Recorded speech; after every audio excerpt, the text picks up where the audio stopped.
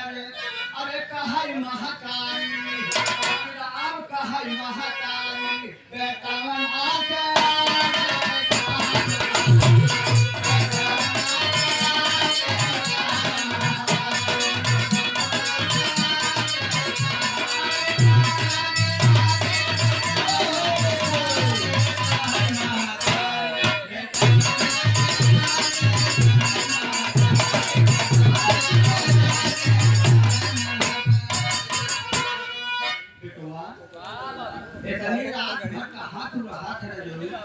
time से चलाया हुआ करा भोजन करा करा इस सब बकवास छोड़ा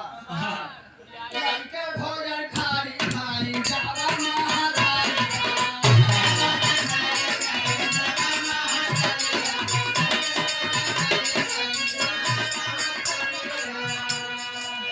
लड़के भोजन खारी भाई तो उनके तो दूसरा मर्ज सूझत है बाबू तब से बाई मान तब से अब बाका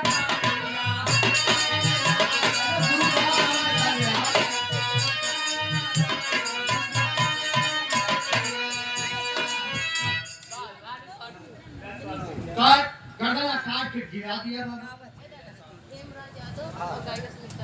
आदमी हेमराज यादव की जो कि हमारे बेटी के वहाँ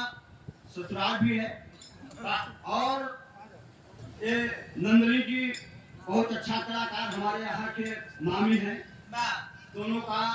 ये दोनों आदमी का इतना बड़ा प्रचार है कि दुनिया में हमें समय में कर दीजिए और मिली लेकिन भगवान के देन है कि हमारे देश की बेटियां बने हम लोग तो उठा हो गए अब बाबू तो उड़ा कर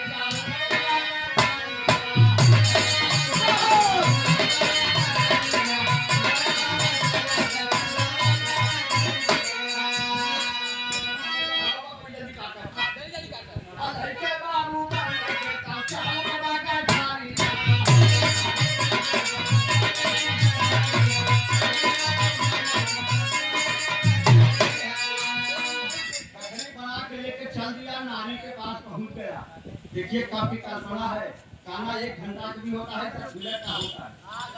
जब नारी के पास पहुंचा तो कहा था अरे तो है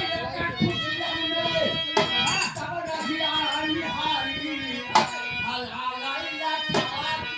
अपन है प्यारी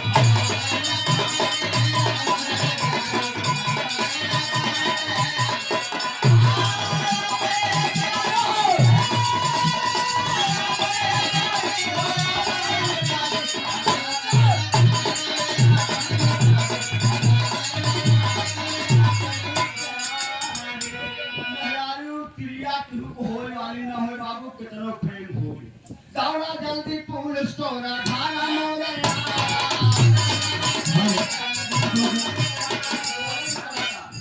थोड़ा जल्दी पुलिस चोर मेरे घर आया है भैया लिया है बस एक साथ में लाया है तो बाप आगे ने कहे जय राम